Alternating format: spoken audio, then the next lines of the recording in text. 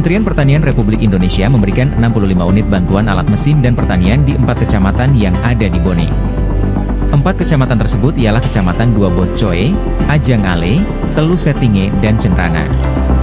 Bantuan tersebut diserahkan langsung oleh Direktur Jenderal Hortikultura Kementerian Pertanian, Taufik bersama Dinas Pertanian Bone, di Aula Kodim 1407 Bone, Jumat, 27 Desember 2024. Hal tersebut diungkapkan oleh PLT Kadis Pertanian.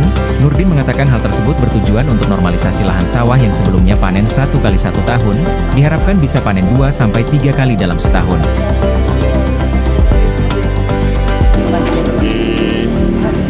Untuk hari ini itu penyerahannya semua alsintan yang ada di brigade itu.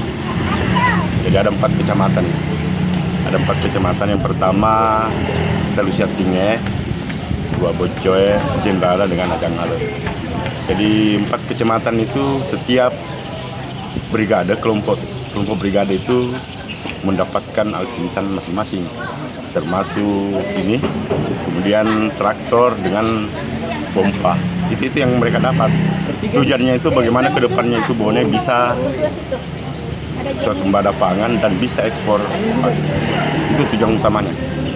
Yang pastinya Bone ini berharap dalam waktu singkat ini di tahun 2025 itu bisa swasembada pangan, paling tidak bisa ekspor untuk padi. Download Tribun X sekarang, menghadirkan lokal menjadi Indonesia.